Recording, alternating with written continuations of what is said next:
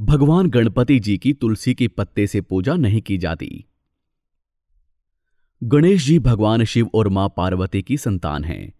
गणेश जी की पूजा आरती में सबसे महत्वपूर्ण उनकी सूंड मानी जाती है। हिंदू धर्म में 5 सबसे ज्यादा पूजे जाने वाले भगवानों में एक गणेश जी भी हैं। पढ़ाई, ज्ञान, धन लाभ और अच्छी सेहत के लिए भी गणेश जी की पूजा की जाती है। शिव महापुराण के मुताबिक गणेश जी का शरीर लाल और हरे रंग का होता है। बुधवार को पूरे विधि विधान के साथ भगवान गणेश जी की पूजा की जाती है। भगवान गणेश भक्तों पर प्रसन्न होकर उनके दुखों को हरते हैं और उनकी सभी मनोकामनाएं पूर्ण करते हैं। भगवान गणेश खुद रिद्धि सिद्धि के दाता और शुभ लाभ के प्रदाता हैं।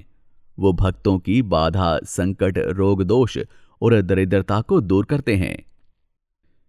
भारत में पूजा पाठ का अपना ही एक महत्व है।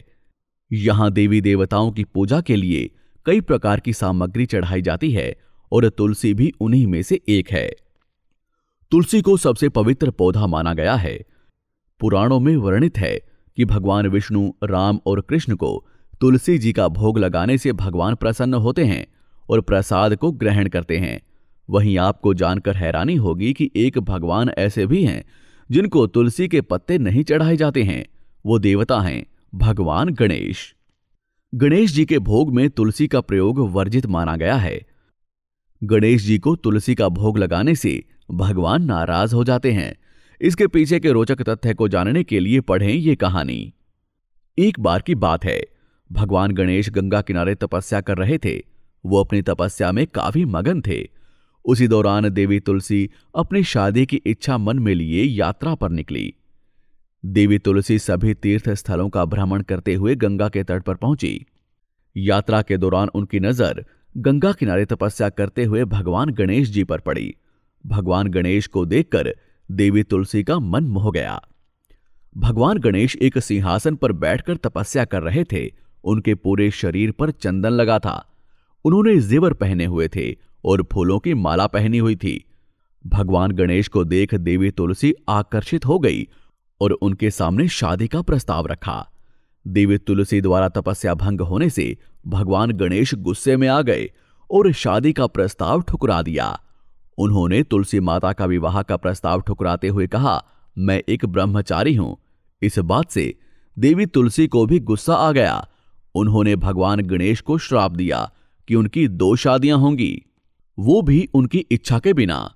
इससे भगवान गणेश और क्रोधित हो गए और उन्होंने भी देवी तुलसी को श्राप दिया कि उनकी शादी किसी असुर से होगी।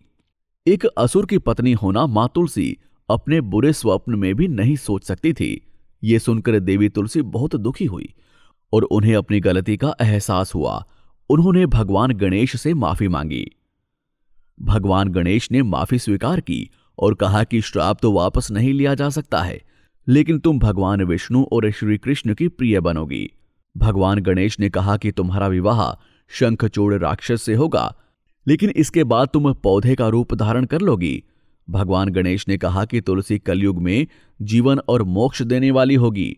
भविष्य में तुम्हें पवित्र पौधे के रूप में पूजा जाएगा, लेकिन तुम्हें मेरी पूजा में शामिल नहीं किया जाएगा। शिव महापुराण के अनुसार गणेश जी की 2 पत्नियां थी, रिद्धि और सिद्धि, और उनके 2 पुत्र शुभ और लाभ हैं।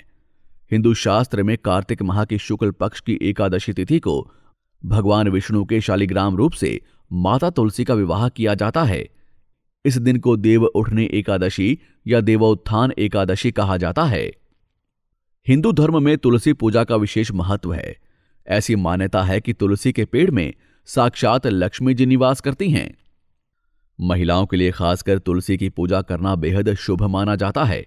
कथा के अनुसार तुलसी माता का असली नाम वृंदा था। उनका जन्म राक्षस कुल में हुआ था। बड़े होने के बाद वृंदा की शादी जालंधर नाम के एक राक्षस से हो गई। वृंदा भगवान विष्णु की भक्त होने के साथ साथ एक पतिव्रता औरत थी। वृंदा की शादी के कारण जालंधर हर लड़ाई में हमेशा विजय प्राप्त करता था। इसके कारण उसे अपनी शक्तियों पे बहुत घमंड हो गया। भगवान विष्णु जानते थे कि उनकी पत्नी वृंदा उनकी परम भक्त है।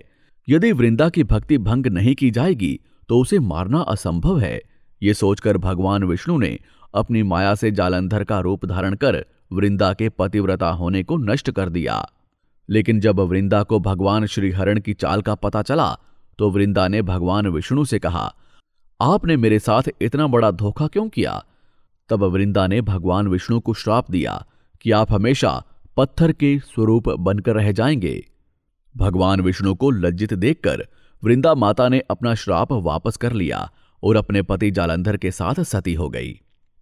वृंदा माता की राख से एक पौधा निकला जिसे भगवान विष्णु ने तुलसी का नाम दिया और उसे वरदान दिया कि तुलसी के बिना मैं किसी भी प्रसाद का ग्रहण नहीं करूंगा। मेरा विवाह शालिग्राम रूप में तुलसी के साथ होगा और कालांतर में इस तिथि को लोग तुलसी विवाह के नाम से जानेंगे। तो यही वजह है कि गणेश जी की पूजा में तुलसी देवी को ना चढ़ाने की, और यही वजह है क्यों तुलसी माता का विवाह पहले एक असुर से हुआ, फिर विष्णु जी के शालिग्राम रूप से हुआ। इसलिए देवी तुलसी को भगवान विष्णु जी का प्रिय माना जाता है और भगवान गणेश जी की पूजा में शामिल नहीं किया जाता। कई सालों से यह कथा बच्चों और बूढ़ों में प्रचलित है और यही कारण है कि तुलसी विवाह किया जाता है। इसके बाद से तुलसी यानी वृंदा हमेशा ही भगवान विष्णु की प्रिय रही हैं।